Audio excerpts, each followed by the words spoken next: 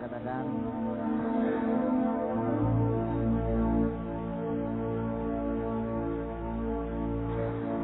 Oke.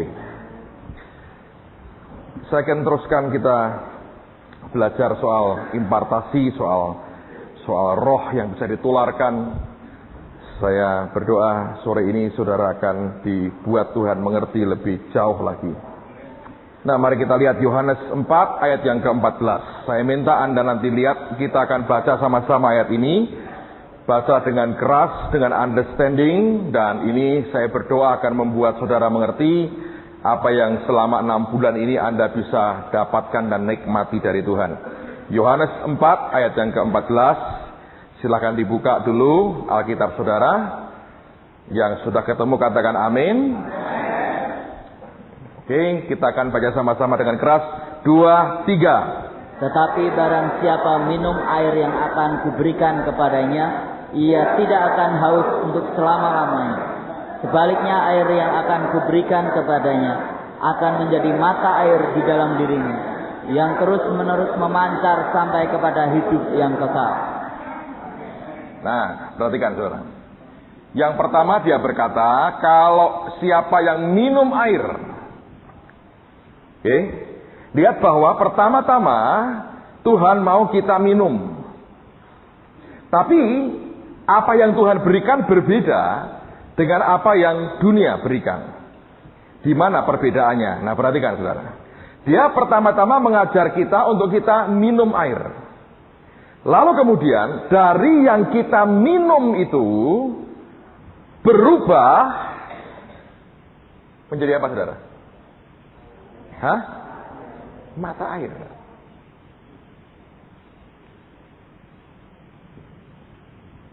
Di mana perbedaannya? Nah, perhatikan baik-baik. Ini Anda harus pegang baik-baik. Waktu saudara minum air, minum ya, saudara adalah konsumen. Pada saat yang engkau minum itu berubah menjadi mata air, Anda berubah jadi produsen. Saudara bisa lihat perbedaannya. Satu ayat ini berarti sangat besar buat hidup saya. Karena ini membuat Yesus berbeda dengan dunia. Di depan saya ada air dalam gelas plastik. Right? Ketika saya minum air ini, saya seorang apa? Konsumen. Tapi pabrik yang membuat ini sangat tidak ingin saya menjadi produsen. Perusahaan dunia selalu berkata, nikmatilah, belilah produk saya selama-lamanya. Kalau bisa, makin hari makin banyak.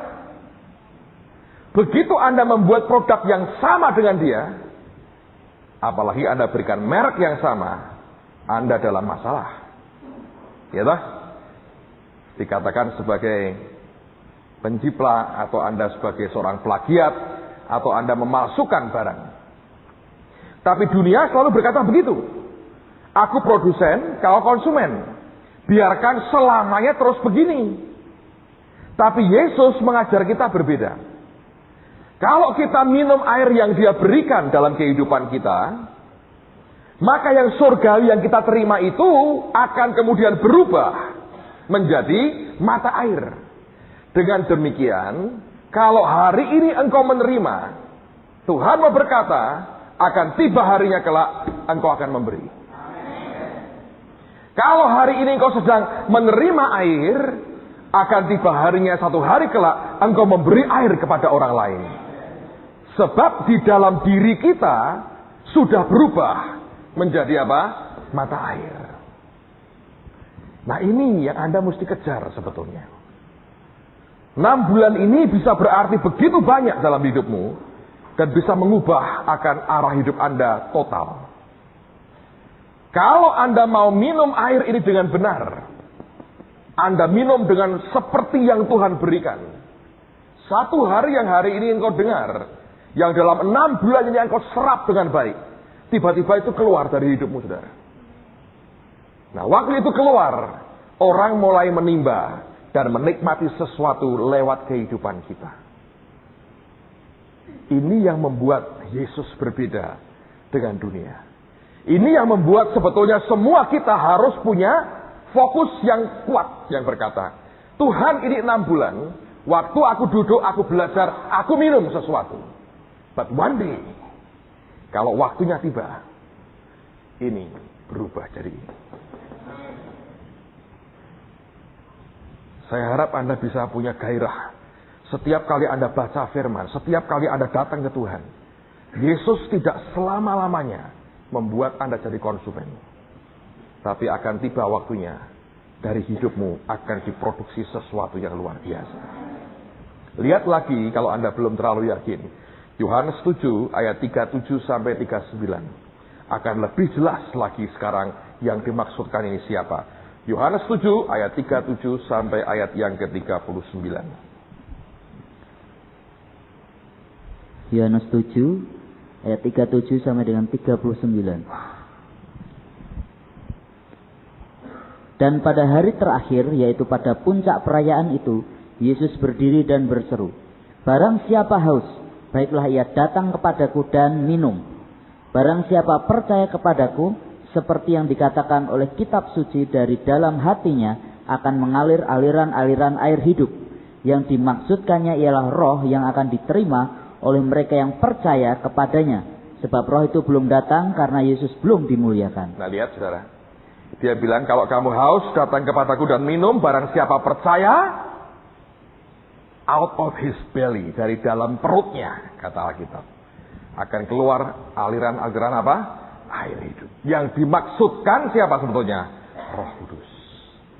Jadi orang kalau hidup dan menikmati dan bersama Roh Kudus dalam hidupnya, saudara satu kali kelak akan jadi produsen. Engkau tidak akan selamanya jadi konsumen. Satu hari Anda akan jadi produsen. Dan ini yang sebetulnya Allah inginkan di dalam kehidupan kita. Nah, sekarang saudara sekalian, pertanyaan yang paling mendasar adalah begini. Bagaimana sih caranya? Apa yang dibutuhkan? Kalau bagaimana caranya disalurkannya kita sudah belajar dalam beberapa hari yang lalu. Tapi hari ini saya ingin berikan beberapa dasar, beberapa faktor-faktor penentu yang Anda harus punya. Sebab ini hanya bagi orang yang haus. Kalau tidak ada gunanya. Oke? Nah, yang pertama, Anda lihat lagi di Yohanes 7 tadi katakan, barang siapa apa? Haus. Jadi di sini yang paling utama dibutuhkan rasa haus dan lapar.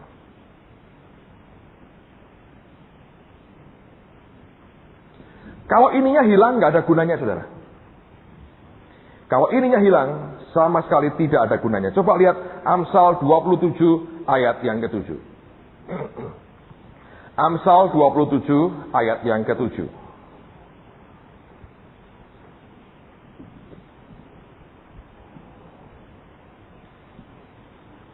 Amsal 27 ayat yang ke-7.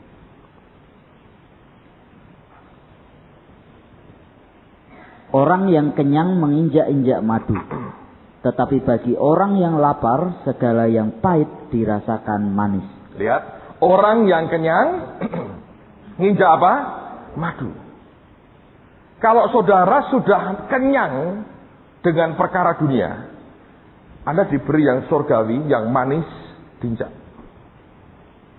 Tapi kalau kita punya kelaparan akan Tuhan, diberi yang pahit sekalipun, Anda bilang, ini manis.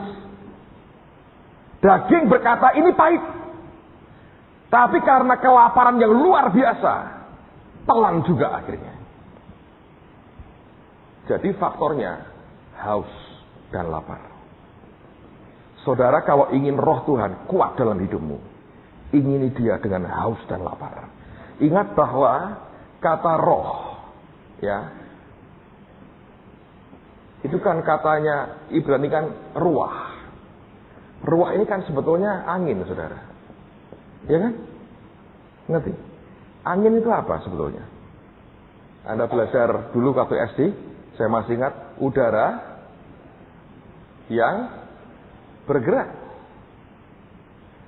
Bergerak dari mana ke mana? Dari daerah yang padat, ya, ke yang kosong. Di mana ada kekosongan oleh karena berbagai faktor alam, dari yang padat, udara ini gerak ngisi. Betul kan? Ini kan bukti bahwa Anda haus dan lapar. Kalau saudara ada haus dan lapar, dalammu itu ada rongga untuk dia. Lalu Tuhan akan hadir. Nah, ini dibuktikan berkali-kali. Saudara perhatikan begini.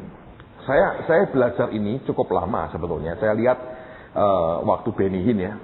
Karena saya pernah cerita, saya berkali-kali ikut KKR beliau. Itu kalau kursi, itu ada bagian yang ngatur sendiri. Itu orang jadi powerful sekali. Tapi itu orang adalah orang yang dipercayai oleh Benny Hinn. Kenapa? Kenapa diatur kursinya? Sebetulnya kursi-kursi itu bukan untuk orang-orang terhormat melulu, sudah enggak. Itu dipilihin. Orang-orang yang dia kenal, yang haus dan lapar akan Tuhan. Yang sangat ingin Tuhan dalam hidupnya. Nah, itu baru boleh duduk di barisan kira-kira 10-15 ke belakang.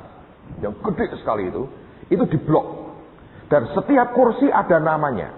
Jadi orang ini pegang daftar nama, siapa yang pengen ikut KKR-nya. Dan itu dipilihin orang-orang yang mereka kenal, mereka tahu. Hamba-hamba Tuhan yang desperate ingin sekali Tuhan dalam hidupnya, taruh situ. Kenapa kok begitu? Lama-lama saya belajar bahwa haus dan lapar itu seperti nyedot sesuatu. Nangkap ya? Kalau Anda haus dan lapar, itu arah Tuhan ke hidupmu akan kuat. Nah, kalau arah Tuhan ke hidupmu kuat, maka orang yang melayani sadar di dalam dirinya ada roh Tuhan yang sedang bekerja, itu akan terpancing untuk keluar. Nangkap saudara?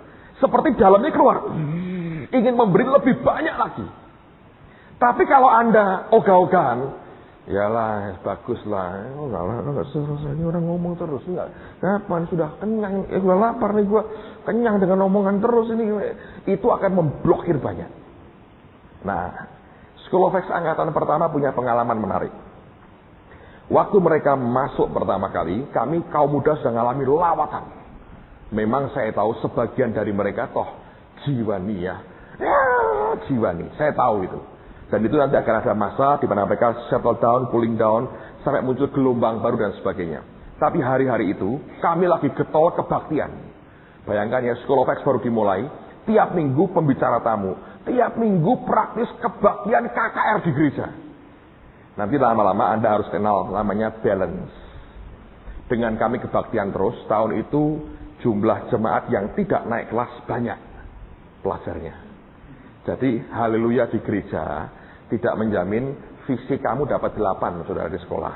Tidak belajar tetap dapat 3 itu ternyata. Dan kami ngalami itu. Karena itu harus dibuat adjustment. Suka nggak suka. Saya sih inginnya kebaktian terus. Tapi yang tidak naik kelas banyak tahun itu. Begitu berubah yang juara-juara kota banyak di gereja. Hebat-hebat anak-anaknya.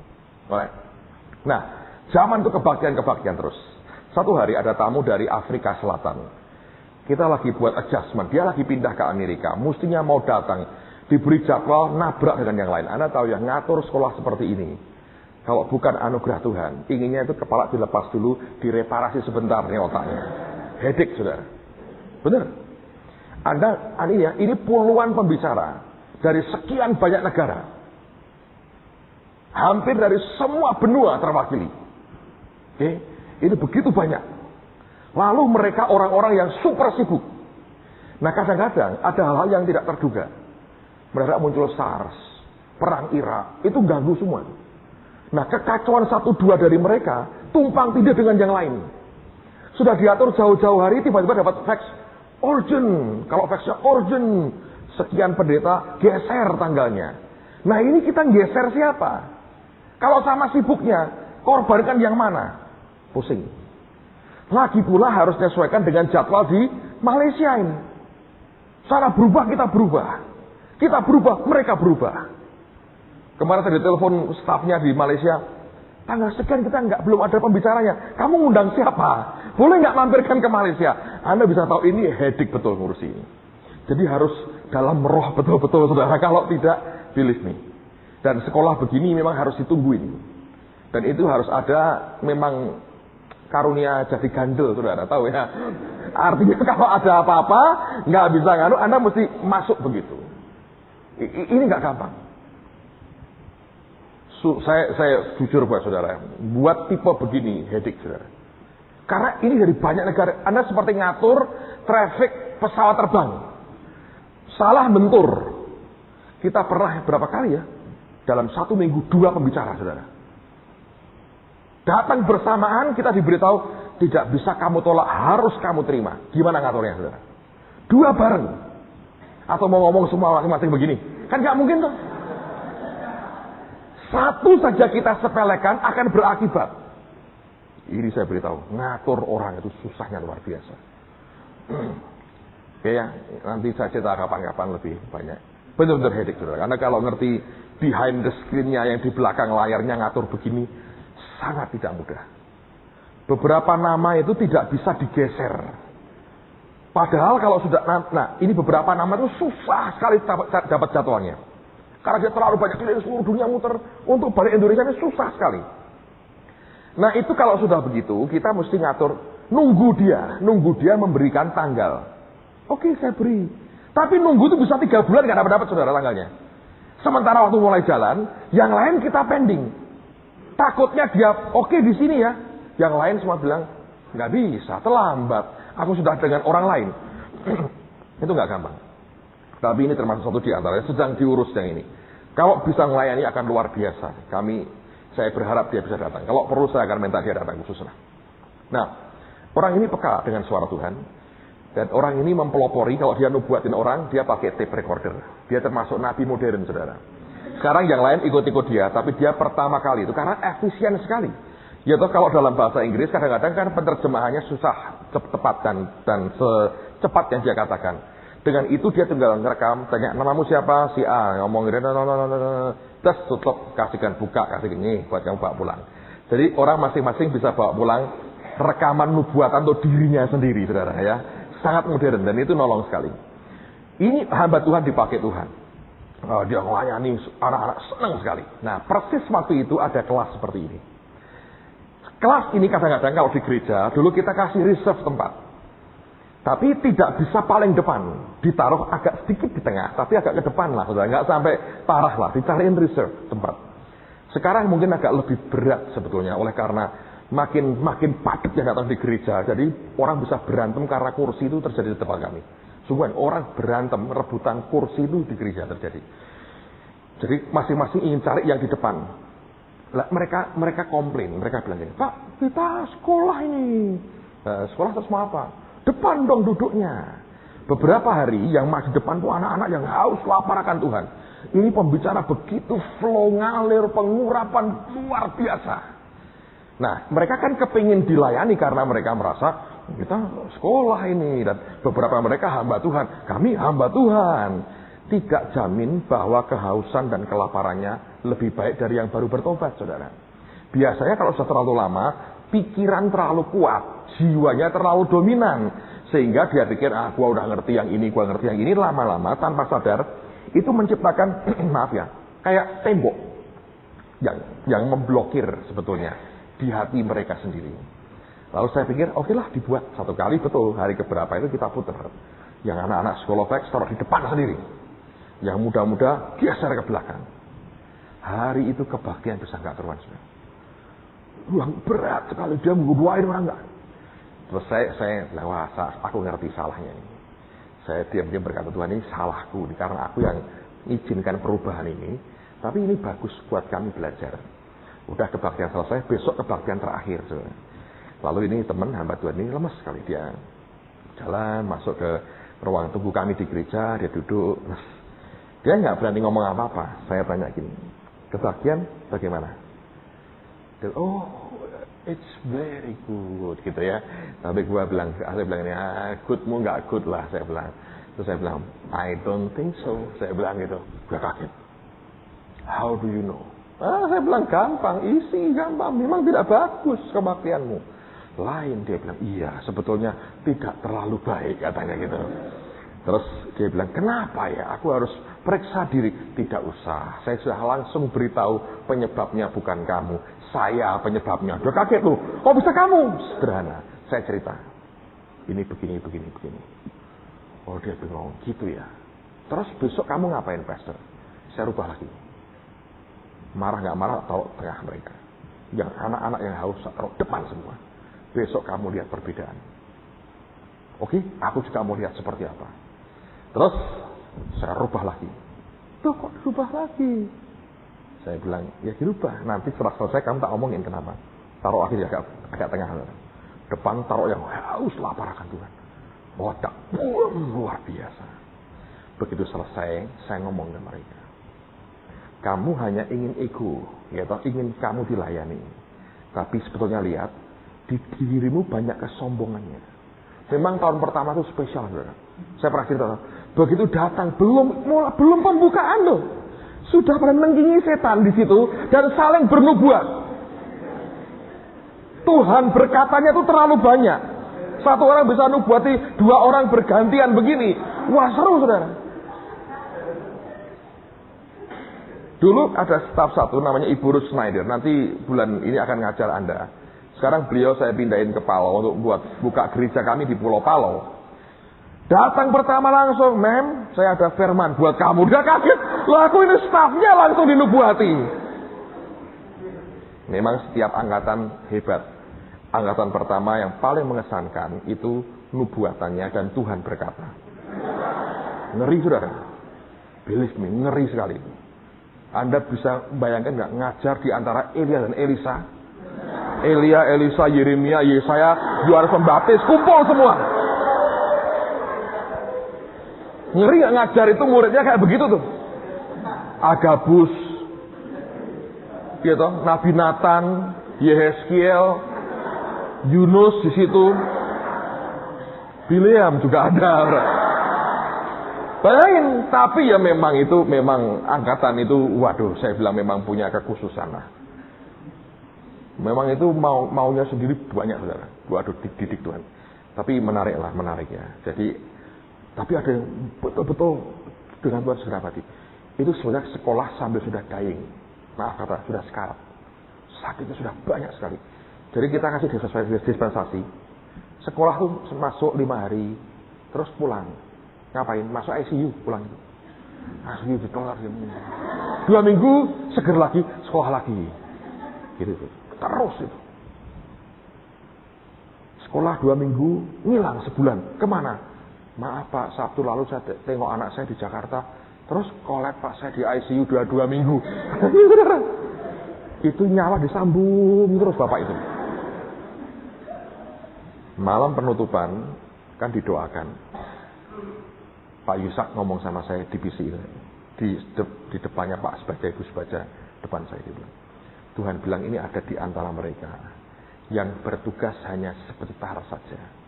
Setelah itu Tuhan panggil pulang. Nah saya nggak berani ngomong ke mereka. Ya, kan nggak enak lulus sekolah sambil diomongin siapa yang bakal mati, kan nggak enak. Jadi saya diam aja. Itu kira-kira hanya berapa ya? 2 minggu ya? 2 minggu. Saya masih ingat saya baru pulang dari Tasik ke tempatnya Pak Yulis Ishak. Dengan Pak Sugiarto itu naik mobil lagi sampai di puncak, saya ditelepon, diberitahu Pak, Bapak ini meninggal. Loh, baru 2 minggu lulus meninggal. Saya ingat omongnya Pak Yusak. Ternyata dia itu rumah tangganya sudah parah sekali. Begitu selesai sekolah, Tuhan pulihkan keluarganya.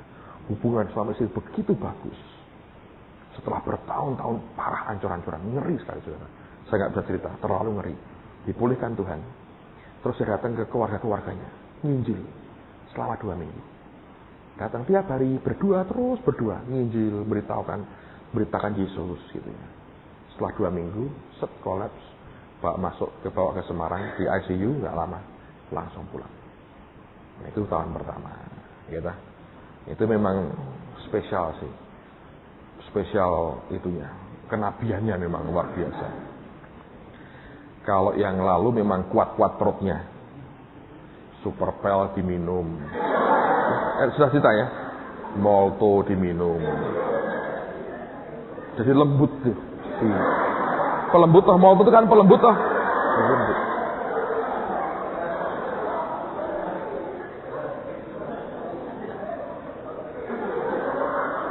Super Bell. Memang aneh-aneh. Dan itu lebih dari sekali tuh herannya itu. Rupanya sekali minum rasanya meyakinkan begitu, ya ulang lagi. Ajaib ya. Saya memang kagum lah dengan anak-anak Tuhan itu.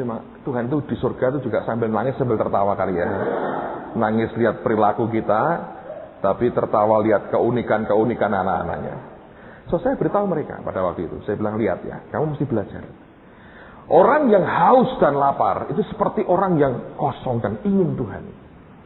Roh Kudus seperti angin yang bergerak. Begitu kita haus dan lapar, gak diserot sudah. Tapi ya, kalau Anda belajar dengan sikap hati begitu, Tuhan aku mau Engkau, ini akan punya akibat. Yang ngajar saudara, itu akan ngalirnya lebih kuat. Tidak akan terkendala. Itu enak sekali.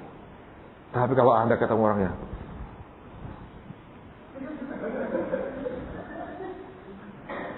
itu tergoda untuk ambil sepatu dan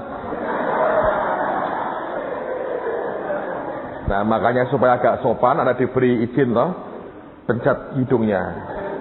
Hanya lepaskan menjelang dia wafat aja lepas sampai bangun. Jadi ini perkara yang penting. Kalau Anda tidak punya haus dan lapar, berat. Oke.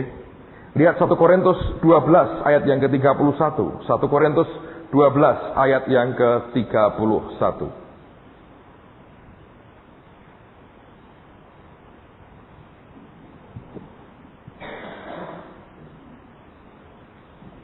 1 Korintus 12 31.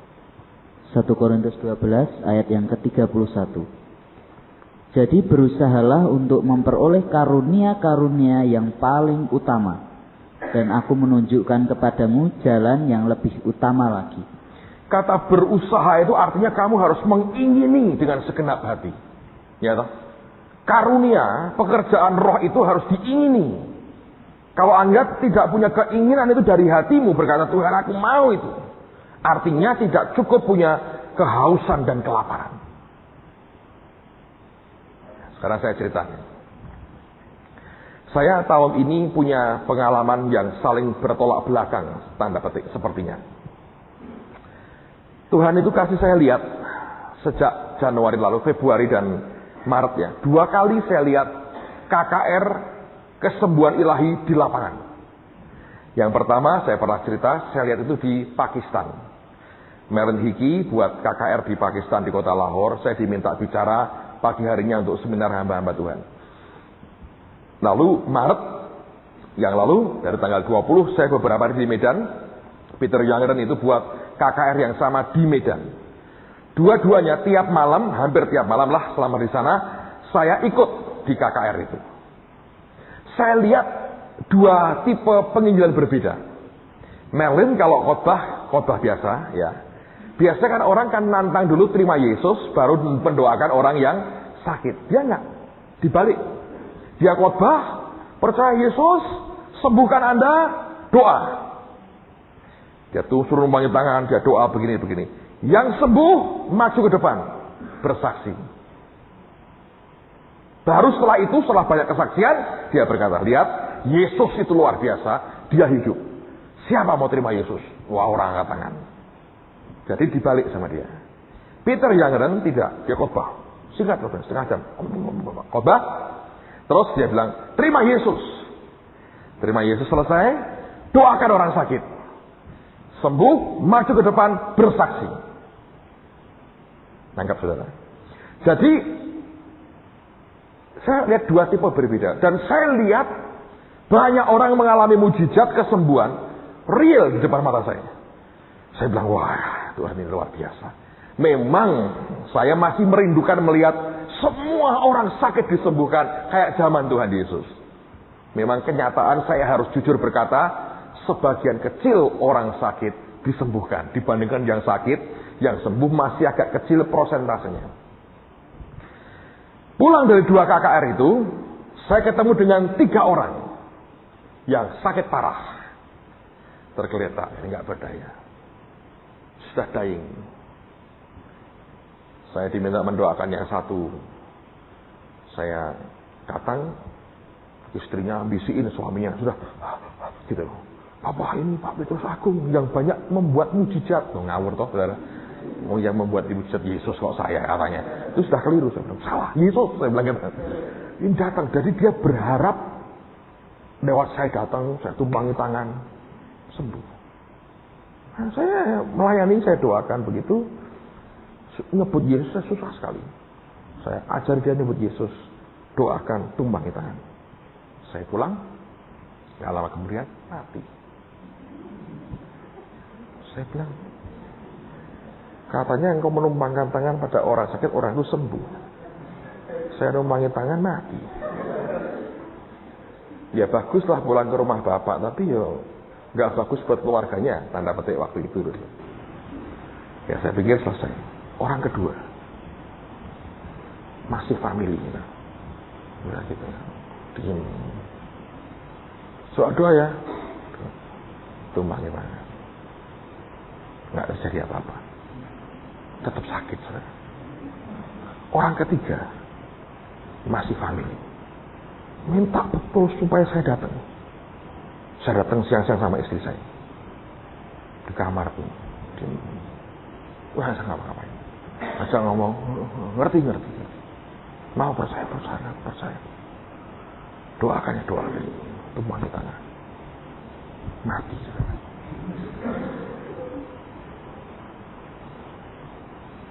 Sebelum dia meninggal, saya ngomong sama dia, nanti aku telepon kamu malam-malam atau besok pagi, kamu tak kasih beberapa firman, kamu baca ya. Saya ngomong sama istrinya supaya nguatin dia gitu. Saya pulang, agak lupa saya sibuk banyak hal. Kira-kira jam 10 malam saya ingat janji saya. Saya buka Alkitab saya tulis beberapa bagian firman di kamar tuh. Sambil saya nulis firman, kira-kira jam 10 malam. Saya ngomong sama Tuhan. Bukan marah lah saudara, komplain saya. Saya mengajukan komplain ke Tuhan. Saya bilang, Tuhan, sebetulnya kalau engkau mau, gampang loh Tuhan. Ya, kalau engkau mau ini gampang. Orang mati aja bangkit. Lumpuh berjalan, buta melihat. Jangan buta berjalan, lumpuh melihat, saudara. Itu semua orang bisa. Tapi kalau buta melihat, lumpuh berjalan, atau orang mati bangkit, itu engkau bisa. Nah, kalau aku memang manusia ini mana ada kekuatanku, nggak punya apa-apa. Tapi kalau engkau mau, bisa Tuhan. Nah, saya ngomong gini, sekali-sekali dong Tuhan, ini kan sudah akhir zaman. Nyatakan kuasamu yang jos, saya bilang, jos gitu. Nah, baru orang bilang, Yesus, tapi kalau engkau mau, aku bisa maksa kamu apa? Ya, saya ngomong gitu loh, sambil nyari ayat ini saudara. Saya ngomong, saya bilang, kalau itu kan hebat dong Tuhan. Emas dan perak tak ada padaku. Ya, tapi kita nambah, kuasa pun aku tak ada. Ya kan repot. Kita harusnya kan apa yang ada padaku. Aku punya apa? Nggak punya apa-apa. Tetap lumpuh orangnya. Sudah emas dan perak tidak punya, kuasa juga tidak jalan. Saya bilang ini kan gawat ke gereja kok begini, saya bilang. Tapi kalau engkau mau nih, bisa. Mataku ini sering lihat, beberapa kali saya lihat. Engkau kerja begitu hebat. Kalau engkau mau. Nah ya, saya suka ngeluh-ngeluh sama Tuhan repot. Lagi ngomong gitu, Tuhan ngomong. Kenapa kamu gak melangkah? Melangkah apa? Aku sudah melangkah, tak tumpangi tangan, mati kok. Iya lah, suruh melangkah apa coba? Ya aku bilang, suruh melangkah apa lagi? Dia Tuhan itu. Anda kalau nanti makin dekat ya, saudara bisa menjadi sahabat Allah. Abraham itu dipanggil Tuhan my friend, temanku. Tuhan sama Abraham, temanku ini.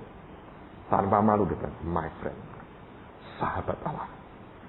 Orang nyebut Abraham sahabatmu, dan Tuhan mengiyakan. Ya kan? Karena kita bisa bergaul dengan dia, saudara. Penting. Kalau Anda bergaul dengan dia enak. Tidak usah harus birokratis gitu, nggak usah. Ngomong aja. Nanti dia nyamuk. Sebab Allah melihat hati, ya tak? Kita ngomong bukan karena kurang ajar. Tapi memang dia mau dekat dengan kita. Dia bilang, langkah dong. Terus saya ingat waktu Peter Younger. Pada waktu itu kami kan bawa tim beberapa orang, termasuk kru radio. Lewat dibantu RRI, kami relay itu kebaktian. Saya pernah cerita hari pertama kan, kita pembukaan. Hari pertama sembuh 20 orang lewat radio, hari kedua 30, hari ketiga 50. Itu benar-benar Tuhan kerja luar biasa. Hari kedua yang sembuh apa? Ambeien. Banyak sekali. Ambeien itu kalau nggak sembuh ya repot loh saudara. Ini puluhan ambeien. Grup ambeien sembuh. Grup apa? Banyak sekali. Nah, Tuhan ngomong gini. Kamu kenapa tidak nongkrong di radio? Doakan orang sakit. Biar aku kerja. Melangkah. Saya kaget. Maksudku bukan begitu Tuhan. Maksudku aku hanya bilang kalau kamu mau jos kerja. Dia bilang ya aku mau. Kamu melangkah. Waduh, itu berat buat saya. Ya kalau ada yang sembuh. Kalau tidak ada. Saya pernah ngalamin dengan Bu Elizabeth kemarin. Ceritain. Ini mundur ke belakang lagi ya. Nanti yang ini nanti kita buka lagi. Tutup sebentar nih. Ingat mumpung-mumpungnya Bu Elis. Ibu ini spesial sekaligus aneh. Anda kalau bergaul dengan beliau baru ngerti anehnya. Beberapa tahun lalu, tahun berapa tuh ya? 2000 ya kalau nggak salah, atau 2001 saya lupa. Dia disuruh Tuhan buat KKR di lapangan sepak bola di Citarum di Semarang. 2000 ya? Semua suruh sembahyang, semua gini-gini. Tapi tidak tahu yang khotbah siapa. Kalau ini kan jelas Peter Younger, selesai tuh. Itu hanya yang sakit, yang ini bawa Tuhan Yesus penyembuh. Itu pasang di spanduk-spanduk di jalan. Tapi yang khotbah siapa tidak tahu. Dulu saya menduga gini, Bu Elis ini sungkan. Karena kan gereja-gereja dukung dia, ya toh. Harusnya dia yang khotbah sendiri, tapi dia ini sungkan. Dia tidak mau bilang saya yang khotbah, dikira nanti menonjolkan diri, ya toh. Terus saya bilang gini, Bu Elis, kalau disuruh Tuhan jangan sungkan. Majulah kami dukung di belakang. Itu kan paling aman, ya toh. Loh saya tidak disuruh Pak. Lah ya nanti siapa? Ya tidak tahu. Nah, benar. KKR di lapangan sudah kurang seminggu tidak tahu yang khotbah siapa. Kurang 1 hari tidak tahu yang khotbah siapa. Bu sudah tahu? Belum Pak. Sudahlah Bu jangan sungkan. Tidak Pak, orang kayak saya kok punya sungkan. Wong lihat aja enggak kelihatan. Itu ya terus itu. Saya sungkan sama siapa? Orang mau marah mau apa saya nggak lihat. Dia bilang loh, itu keuntungannya. Mau. Kalau masih dilihat kan sungkan, ya toh. Mukanya masam, mukanya apa? Saya sungkan. Saya nggak sungkan kok. Oh ya. Terus dia bilang, ngomong sama saya minggu malam tuh, Pak, pokoknya semua kita taat. Tuhan ngomong apa taat? Ya, dalam hati saya bilang, wes pokoknya ini Bu Elis yang khotbah. Bapak doa khusus nggak? Tidak, saudara. Tak gini. Aku nggak berasa apa-apa. Besoknya mau berangkat KKR. Hari Senin kalau nggak salah ya. Mau berangkat KKR. Jam 4 sore saya sudah berangkat. Saya ngomong sama istri saya, tidak usah bawa Alkitab. Loh, kenapa? Yang khotbah Bu Elis tidak buka Alkitab.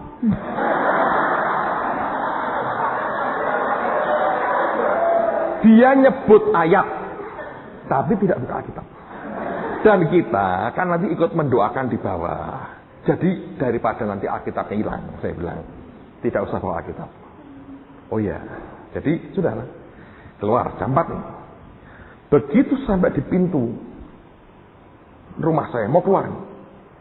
Ngomong Tuhan. Dia bilang, ingat wanita yang aku sembuhkan pada hari Sabat. Yang bungkuk karena setan. Oh ya Tuhan. Itu kan begini. Loh, saya diam. Loh, engkau kok ngajari aku seperti aku suruh khotbah? Karena saya kalau waktu khotbah sering Tuhan ngomong gini. Nanti kamu ngomong gini kan pengertian ini. Itu diajari dulu saudara saya ini. Jadi dia bilang, loh. Saya bilang, bawa Alkitabmu. Wah, gawat ini saya bilang. Saya bawa Alkitab. Saya ngomong sama istri saya. Ini rasanya aku nih suruh khotbah. Nah terus kalau hanya khotbah nggak apa-apa. Setelah khotbah menantang orang terima Yesus biasa. Setelah itu mendoakan orang sakit biasa. Tapi setelah didoakan, aku suruh ngapain? Ya kalau ada yang sembuh. Kalau nggak ada, muka taruh di mana? Saya sekali-sekali lah buat acara sendiri sana. Di lapangan mana disewa, Anda coba khotbah lah. Bawa orang banyak, potongin orang sakit gitu.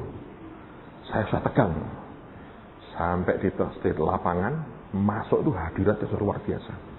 Saya bilang, urapan Tuhan turun. Wah, saya bilang nggak bisa mundur saya. Mesti aku yang khotbah. Sudah berasa saya tahu naik panggung saya. Belum ada hamba Tuhan yang datang. Duduk duluan di belakang saya duduk. Nggak lama Bu Eris datang. Gini, Pak Petrus sudah tahu kan? Gitu namanya. Sudah tahu kan? Kurang lebih.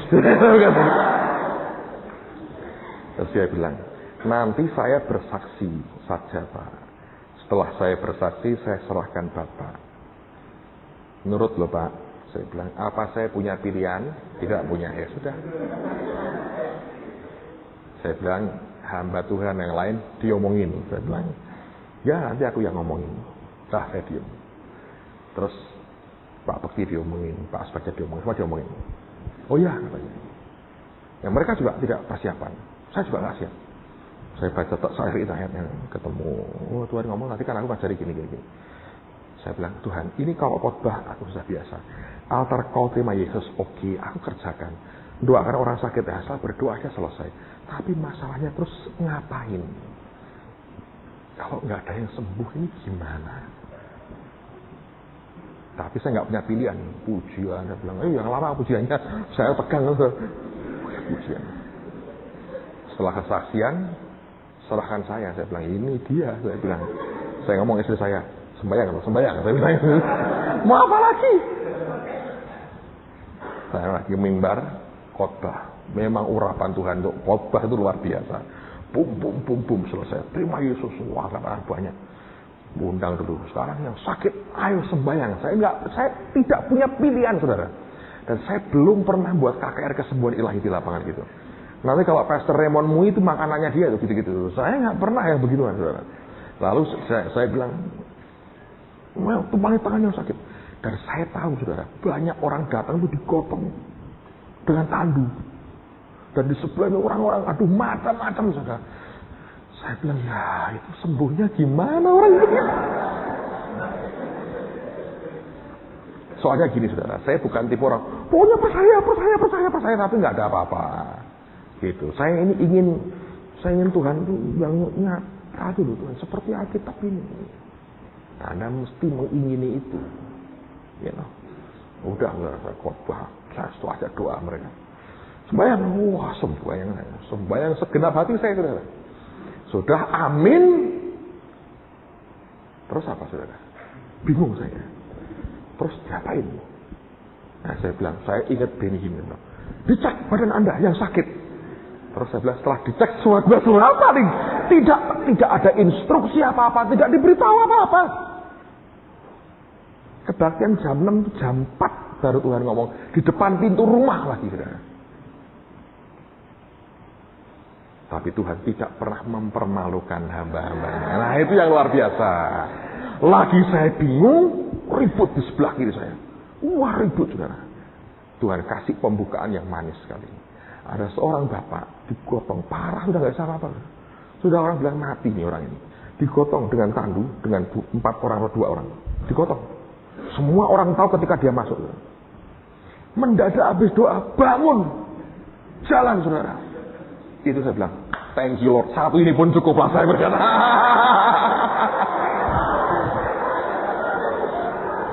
Kita nggak punya, saya jujur nggak punya confidence apa-apa.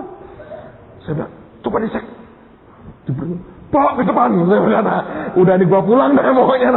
Masuk ke depan bersaksi, semua orang tepuk tangan. Tiba-tiba antri, orang pada sembuh. 3 hari ternyata. Ujungnya 3 hari saya doa kesembuhan. Saya bilang, udahlah terakhir ya Tuhan ya, ini menegangkan betul yang begini. Tapi mungkin kalau Anda sudah terbiasa akan lebih rileks. Nah kalau minggu depan kan saya cuma, kalau jadi kan menerjemahkan. Resiko tidak pada saya. Nah, ya, enak ya kan, terus tidak pada saya. Nah, radio Tuhan ngomong gitu. Kamu melangkah, doa di radio. Terus, ya kalau ada yang sembuh. Kalau cuma batuk pilek, ya bagus ya. Minimal kalau batuk pilek sembuh kan tidak terinfeksi penyakit SARS. Lumayan lah saudara. Tapi kan saya minta yang jos. Tapi itu kan urusan Tuhan ya. Wah, saya bergumul. Terus saya telepon Pak Sugiarto yang bagian radio. Wah, dia semangat. Wah, ya kamu semangat. Aku yang ngadepin ini kalau ada apa-apa kan. Hari berikutnya saya seharian datang ke Tuhan. Dia omongin sama Tuhan. Dikasih firman gini. Kamu lihat hamba dari perwira yang sakit. Ya toh, kayak itu kan di rumah. Yesus tidak menyentuh dia. Yesus bahkan tidak masuk ke rumahnya. Tapi dari jarak jauh hanya mengucapkan sepatah kata. Dipisahkan jarak, sepatah kata ini menyembuhkan hamba yang sakit. Dia bilang, kamu ngomong saja di radio. Enak tidak lihat orang yang sakit. Kalau lihat malah tidak beriman. Anda kalau lihat orang sudah begini, mau beriman gimana coba? Bangkit dalam nama Yesus. Saya bilang, bangkitlah sendiri. Ya, kalau nggak percaya datanglah ke ICU. Om, bangun om dalam nama Yesus. Ya ntar ya. Susah loh. Lihat kenyataan itu susah. Saya pernah lihat KKR-nya Morris Road di Jakarta. Itu penerjemah sampai dipukul matanya sama Morris. Nggak sengaja mukul sama. Ditutupin matanya. Kalau Morris nutupin itu gini sudah. Kenapa dia lihat? Dia bilang, jangan lihat. Kamu tidak beriman. Lihat orang-orang pada pakai apa? Kursi roda begitu. Dia lihat itu kan goyah imannya. Kapan berdirinya orang-orang begini? Udah kecil-kecil kakinya gitu. Kapan berdirinya? Lihat itu menggoyangkan iman ternyata secara jasmani. Di radio, oh sehat semua yang di studio saudara. Saya tidak lihat orang sakit. Tapi ruginya apa? Kalau di KKR, itu pujian semuanya dukungan. Praise-nya, doakan orang-orang. Atmosfernya, semangatnya, hadiratnya yang bersama-sama itu kan nolong bangun iman. Nah di rumah, bau bawang digoreng, piring pecah. Di rumah gimana bisa konsentrasi untuk kesembuhannya? Lebih berat sebetulnya. Jadi ada plus minusnya kan. Tapi namanya manusia saudara. Itu tetap goyah dalamnya. Jadi kita ini kalau bukan karena anugerah Tuhan susah. Saya sore masuk ke ruang doa. Saya duduk. Saya bilang, Tuhan, Roh Kudus, apa memang Engkau mau aku buat ini? Saksi saudara ya. Itu muncul kayak kabut depan saya. Kaget saya. Sekian detik. Seperti dia bilang, kenapa kamu masih tidak percaya? Wah, saya nangis. Saya bilang, ampuni Tuhan. Aku tidak akan tanya lagi. Pengalaman itu membuat saya belajar. Aduh, betapa rapuhnya manusia kita ini. Ya, saudara. Anda jangan pernah lihat manusia sebagai superhuman. Tidak ada. Semua karena kasih sayang dan anugerah Tuhan. Dalam kemanusiaan itu kita bisa sangat rapuh sekali. Sangat fragile, gampang hancur. Saya ngalami. Tidak gampang. Tidak semudah yang orang bayangkan. Dalam pelayanan, dalam karunia, dalam pekerjaan Tuhan. Tidak semudah yang Anda bayangkan. Tadi sore jam 3. Satu hamba Tuhan senior di Indonesia ini. Telepon saya di rumah tadi. Dia bilang, Petrus aku mau ngobrol sama kamu. Bisa nggak? Oh bisa. Saya bilang, dia cerita. Dia gembala. Pergumulannya. Cerita semua. Aku hanya minta nasihat lah. Aku mesti bagaimana. Ya saya menghargai. Beliau rendah hati sekali. Cerita. Waduh saya bilang. Wah gak gampang. Jujur gak gampang. Saya dengerin beliau cerita itu. Saya bilang, Tuhan gak mudah. Kadang-kadang dia hanya ingin cerita aja. Dia tidak ada tempat atau teman untuk bisa ngobrol. Makanya saya bilang, aduh, banyak orang itu minta yang tidak tahu yang dia minta. Semua kepercayaan itu ujungnya tanggung jawabnya sangat besar. Di pundak kita kadang-kadang berat, saudara. Nggak tahan. Saya baru ngomong sama Pak Yuel. Dalam beberapa minggu ini semua decision saya error semua ini. Sampai beberapa saya ngomong sama teman saya, itu omongan saya yang itu tuh kamu abaikan dah, bukan dari Tuhan akhir-akhir. Bayangin, bisa. Dan saya sudah ngerti ini, aku mau diuji-uji lagi nih. Tapi benar-benar nggak, it's not easy, saudara. Karena kita bisa melangkah itu pun mendahului Tuhan dengan begitu gampang. Bener. Sampai kemarin itu di kamar mandi hotel itu sudah di Semarang, kan ada meeting sinode. Tuhan tegur saya, kamu hatimu itu, dia ngomong gini, iya Tuhan, repot. Tolonglah, sok gini. Itu manusia itu begitu, saudara. Jadi jangan kagum sama orang ya. Kagumi itu Yesusmu saja. Orang bisa begini begitu. Alkitab berkata, kesanggupan kami adalah pekerjaan Allah. Kalau si A, si B bisa sanggup ini, itu kan Tuhan yang kerja. Itu. Anda jangan kagumlah sama manusia siapapun itu. Kagumi Tuhanmu aja. Sebab tetap manusia itu manusia, saudara. Tetap manusia itu manusia. Ya.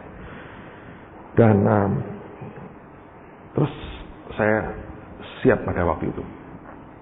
Saya nggak tahu harus bagaimana. Tapi paginya Jumat pagi Tuhan ngomong, gini, diatur gini, atmosfernya dipelihara, dijaga gini. Saya undang teman-teman radio, saya bilang, saya minta ini. Bu Ripkah bantuin kita nyusun lagu-lagu yang Tuhan mau bawa ke sini, ditata semua, dirapikan. Dan Jumat saya berangkat, mobil yang saya tumpangi hampir ditabrak orang di tengah jalan. Nah Tuhan, tolonglah. Itu orang nekat betul.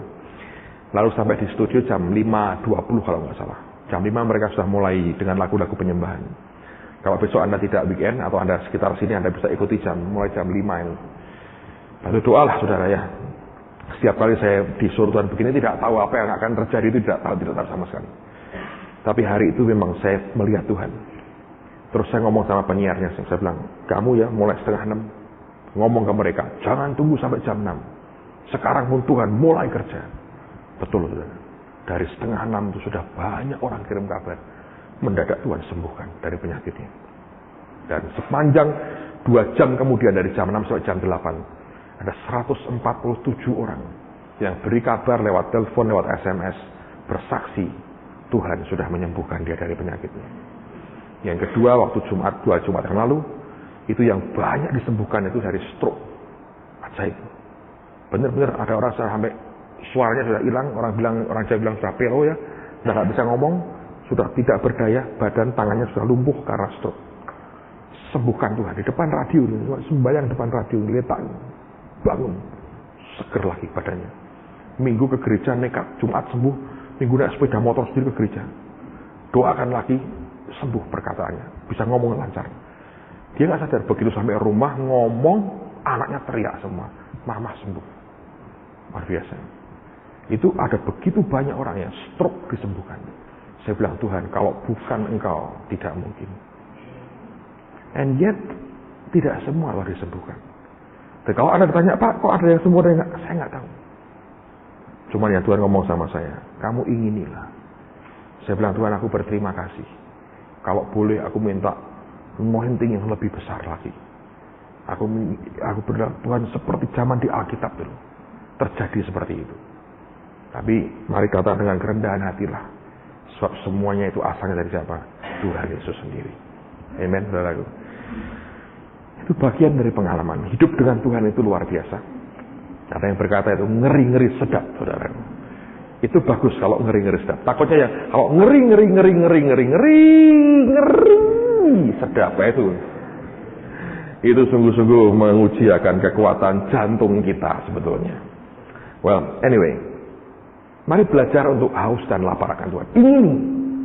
Tuhan, aku ingin ini. Aku ingin dalam hidupku ini terjadi. Aku rindukan ini Tuhan dalam hidupku. Ya.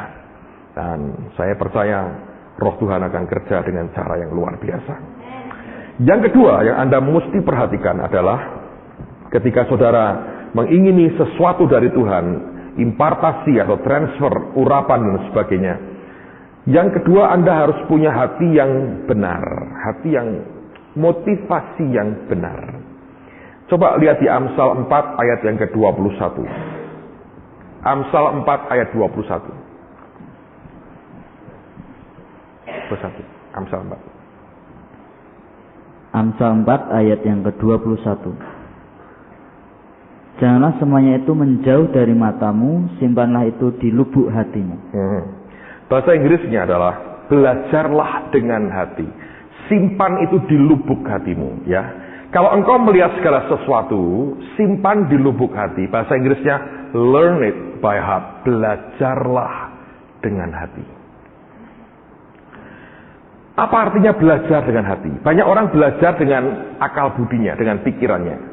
Alkitab mengajar kita belajar dengan hati. Artinya begini, segala sesuatu yang kita lihat, pertimbangannya itu pertimbangan hati. Bukan pertimbangan pikiran kita. Coba lihat contoh ini, Anda akan jelas. Kisah Rasul 8 ayat 18 sampai 23. Kisah Rasul 8 ayat 18 sampai 23.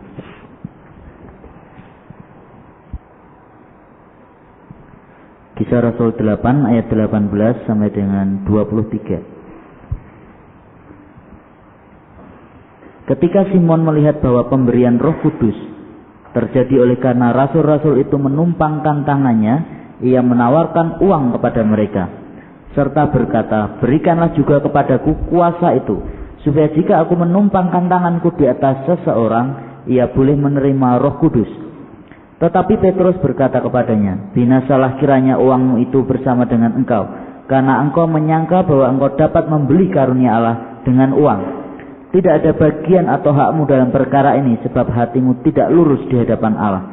Jadi bertobatlah dari kejahatanmu ini dan berdoalah kepada Tuhan, supaya ia mengampuni niat hatimu ini. Sebab kulihat bahwa hatimu telah seperti empedu yang pahit dan terjerat dalam kejahatan. Alkitab berkata, hatinya tidak lurus. Ini hati yang pahit, ya, sehingga tidak mendapat bagian. Oleh karena sesuatu yang tidak lurus di dalam, apa yang dimiliki dalam artian karunia itu tidak akan pernah kita bisa dapatkan. Nah, seringkali ini masalah berat karena di dalam hati kita. Dan tidak ada orang yang tahu sebetulnya motivasi apa yang terselubung di dalam hidup kita. Makanya saya katakan berkali-kali, proses penyangkalan daging kita, penyalipan daging, sangkal akan jiwa kita atau manusia kita, tidak pernah boleh putus dalam kehidupan kita. Sebab ini menentukan sampai di mana kemurnian hati kita. Dan segala sesuatu ternyata diukur Tuhan di dalam hati kita. Contoh, ketika Saul akan diurapi jadi raja, Alkitab mengatakan, maka Allah mengubah hatinya menjadi lain. Sebelum diurapi, yang diubah Tuhan itu hatinya. Daud kemudian menggantikan Saul, bukan oleh karena yang dalam pandangan manusia dia qualified. Alkitab mengatakan, Allah mengatakan pada Samuel, jangan memandang yang dilihat oleh mata, karena manusia melihat dengan mata, aku melihat yang di dalam hati. Nah, Daud memberikan nasihat kepada Salomo hal yang sama. Learn it by heart. Belajarlah dengan hati. Jadi soal hati ini sebetulnya ilmu raja-raja. Kalau saudara mengizinkan Tuhan membentuk hatimu, memurnikan hatimu, meluruskan hati saudara sendiri, engkau akan menikmati semua bagian yang Allah sediakan dalam hidupmu. Tapi seringkali yang terjadi, diam-diam anak Tuhan itu punya agenda-agenda terselubung yang tidak suci di hadapan Tuhan. Ini yang menghalangi Allah untuk memberikan yang menjadi akan bagian kita. Menangkap saudaranya? Nah, ini dibutuhkan kejujuran antara kita dengan Tuhan. Kita mesti berani jujur dengan Tuhan apa adanya. Termasuk hal-hal yang kita anggap tidak baik itu belajar diomongkan ke Tuhan. Misalnya ini, Anda ini motivasimu diam-diam ingin terkenal. Ngomong sama Tuhan, Tuhan, aku ini sebetulnya ingin terkenal.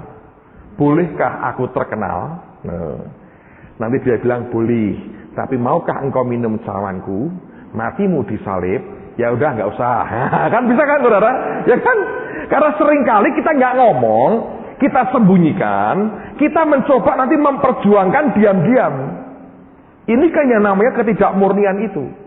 Tuhan lebih suka kita belak-belakan ngomong apa adanya. Toh terbuka semua di depan Tuhan. Gitu. Anda misalnya punya hati begini. Saya bilang, Tuhan aku ingin balas orang ini. Ngomong terus terang. Nah, Allah itu dealnya dengan hati. Saya beri contoh saudara. Ini baru saya alami beberapa waktu yang lalu. Kami ini punya di Semarang beberapa gereja favorit di beberapa tempat. Ada satu gereja di kami di satu tempat ya. Kita sewa tempat ini. Ini lagi growing, berkembang lah. Sekarang kira-kira mungkin sudah mendekati angka 200 bahkan lebih lah saudara. Ini sudah berkembang baik sekali. Tiba-tiba ya, ada gereja lain dari kota lain satu sinode dengan kami. Nggak tahu bagaimana lah. Jarak kira-kira nggak sampai 100 meter dia buka juga di sini. Dia baru mulai sih. Saya dilapori, Pak, ini kok satu sinode sama kita, buka, lu kok nggak ngomong, padahal gembalanya saya juga kenal. Dalam hati saya bilang begini, wah ini kok repot ya orang ini ya. Mestinya kalau ngomong kita bisa kerjasama atau bagaimana lah, dan mungkin diatur gimana. Tapi itu pertimbangan manusia saya. Nah diam-diam itu keluar nakalnya di hati saudara. Nakal. Saya nggak ngomong apa adanya pada saudara. Ini kan kalau di kota itu kan secara jumlah kan lebih kecil dibandingkan yang Tuhan percayakan kepada kami.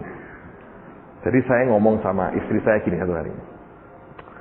Saya mau kerjain aja, minta kerjain orang ini. Dia ngomong sama saya, ngerjain apa? Ntar saya kalau ketemu dia, saya mau ngomong gini, Pak, di kotamu ada gedung gede yang disewakan tidak? Saya mau buka cabang di situ. Kalau bisa dekat-dekat gerejamu. Otak itu supaya dia ngerti cara-cara gini tidak bagus, gitu kan? Tapi saya hanya bergurau, tidak akan saya mau kerja begitu benar, tidak cukup tenaga untuk perang konyol sebetulnya, tapi saya ingin ngerjain dia. Loh, kok gitu Pak? Oh pendeta, ya pendeta kan manusia juga saudara. Oh iya. Kadang-kadang politiknya tingkat tinggi saudara. Ini nggak bisa rendah-rendahan. Tapi Tuhan tetap Tuhan yang ngerti loh saudara. Saya lagi naik mobil. Mau sampai depan rumah saya. Tuhan ngomong sama saya. Tidak boleh. Saya kaget. Keras dia ngomong. Terus saya bilang, Tuhan aku hanya bergurau. Tidak boleh. Bergurau kan tidak salah. Saya bilang. Aku tidak akan berbuat begitu. Dia bilang, tidak boleh. Sebab itu dasarnya hatimu sombong. Orang bergurau kok sombong? Dia bilang, itu gurauannya orang sombong. Kok bisa? Dia bilang, tak bantah saudara. Karena membantah bukan nantang loh. Saya cari penjelasan untuk ngerti yang di dalam saya ini apa. Dia ngomong gini. Coba kalau gerejamu lebih kecil dari dia. Berani kamu begitu? Ya tidak. Jadi mentang-mentang berasa gede. Terus gini ya, ini anak nakal. Ayo mau apa lu sama gua? Mau apa lu? Tidak kamu pukul. Tapi itu kan kamu ngancam dia. Karena kamu merasa lebih gede, merasa lebih kuat, iyalah.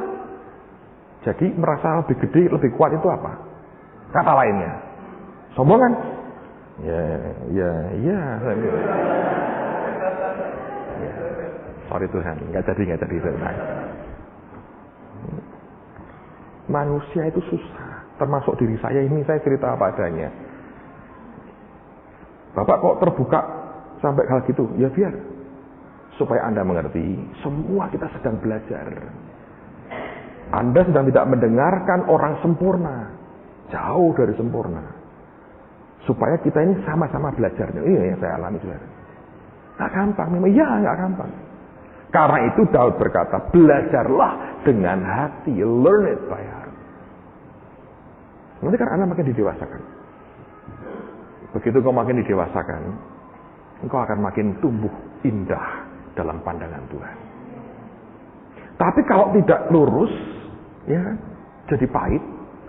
Petrus berkata, engkau tidak mendapat bagian ini karena hatimu tidak lurus. Jadi orang itu susah Pak saudara. Coba Anda kalau Anda punya gereja kecil, dia susah. Oh kami lurus Pak karena gereja kami kecil. Belum tentu. Rasa mindermu bisa membuat hatimu bengkong sebetulnya di dalam saudara. Gitu. Tidak layak. Aduh aku merasa begini begitu. Itu kenapa sebetulnya di dalam kan? Tidak lurus juga. Anda gampang kecewa, gampang sakit hati.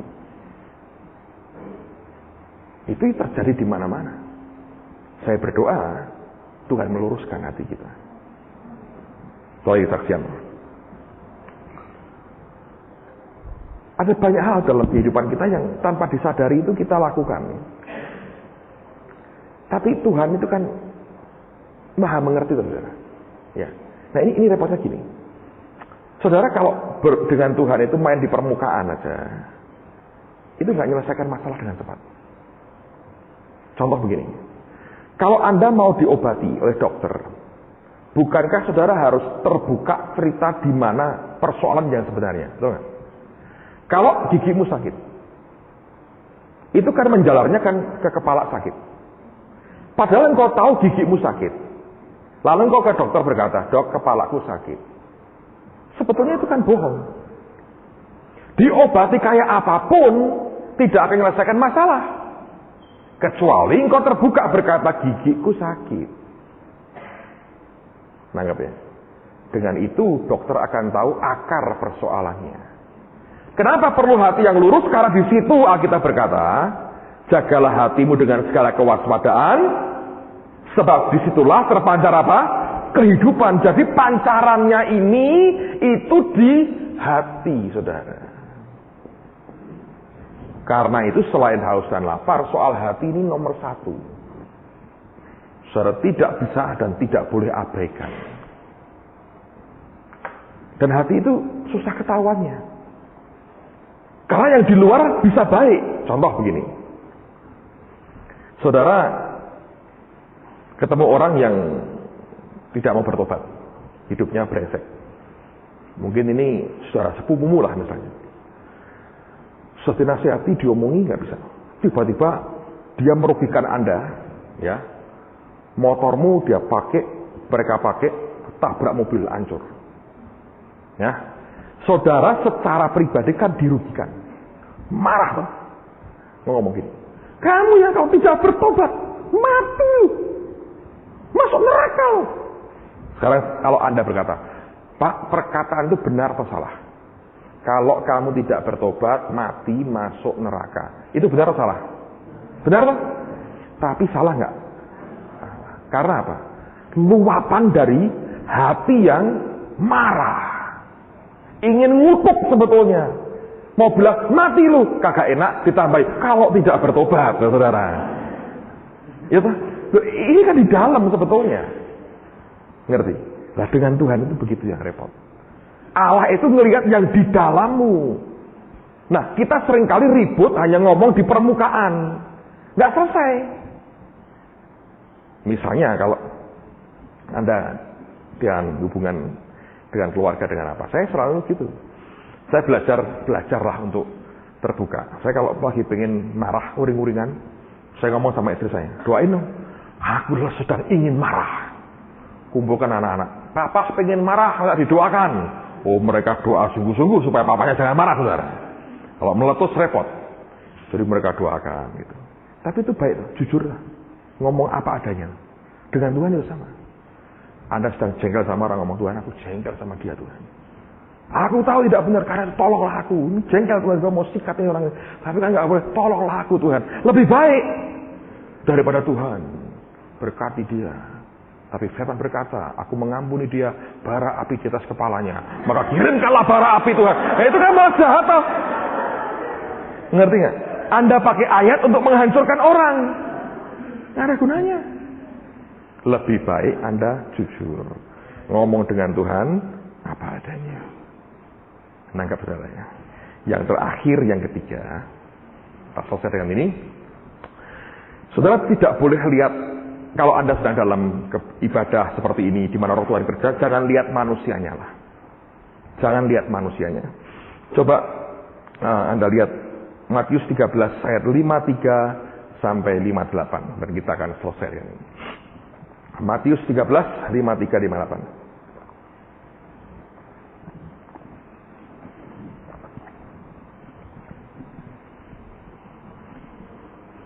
Matius 13 ayat 53 dan 54.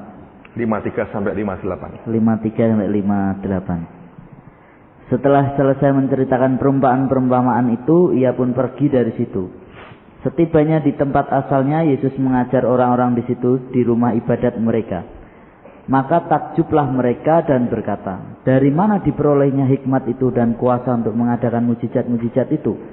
Bukankah ia ini anak tukang kayu? Bukankah ibunya yang bernama Maria dan saudara-saudaranya Yakobus, Yusuf, Simon dan Yudas? Dan bukankah saudara-saudaranya perempuan semuanya ada bersama kita?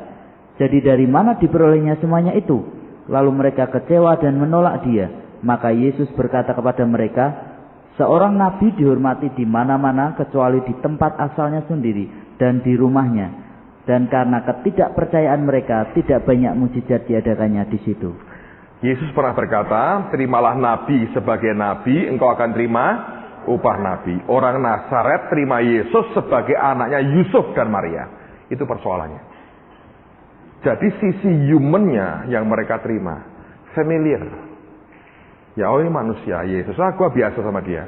Terus keilahiannya tidak pernah mereka bisa lihat. Karena itu trustnya dan faithnya, imannya tidak ada. Saya tidak berkata berhalakan manusia atau dewakan manusia, tidak.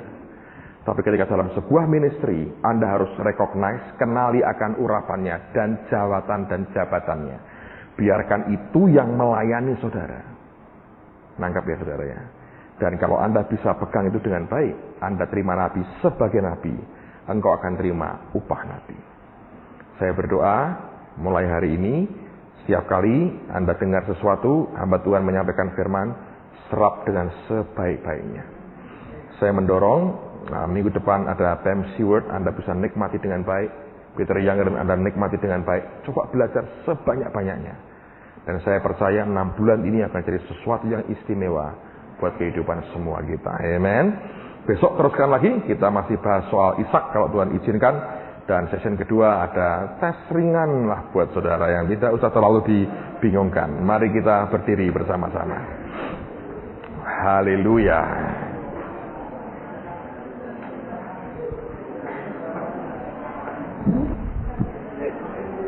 Kenapa? Tes ringan, nggak apa-apa saudara. Ringan-ringan saja. Kami tidak ada kuasa dan otoritas menghakimi saudara. Jadi itu nanti nilainya bukan penghakiman kok saudara. Kami hanya, ini acaranya sebenarnya tanya jawab lebih tepat ya. Kami bertanya, Anda yang jawab. Ya, supaya tidak menakutkan yang lain. Saya pikir sore-sore ini kita nyanyi Yesus kekasih jiwaku akan lebih baik. Karena kita punya hasto yang berbakat dan saya lihat dengar baik-baik, dengar. Ini siapa tahu, saya tidak menjanjikan apa-apa. Ya, kita coba mengamati banyak. Saya pernah cerita ya, saya bilang dengan McLendon waktu itu, saya bilang, kenapa kamu tidak buat sinetron lagi lah? Mungkin perlu beberapa waktu, tapi biarkan gereja kami yang ambil bagian untuk danain sinetronmu untuk Natal. Nanti bulan Mei ini saya akan ketemu dengan beliau, mungkin 2 minggu lagi di Jakarta untuk discuss soal lebih jauh. Saya menarik sekali kan saudara. Siapa tahu terus dia bilang, ya kasih saya pemain lah. Mungkin ada di antara Anda yang punya bakat-bakat terpendam yang kita tidak tahu. Ya, kita. Sebagai apa Pak? Ya minimal lewat lah ya. Lewat aja minimal, lumayan loh. Itu Anda bisa simpan untuk cerita anak cucu gitu. Lewat aja. Saya nggak berbakat kalau lewat aja kan berbakat, saudara. Anda ditaruh di pasar, syutingnya di pasar, Anda lewat aja pokoknya. Lumayan, saudara, ya toh, lumayan. Oke, Yesus kekasih jiwaku. Yesus kekasih jiwaku,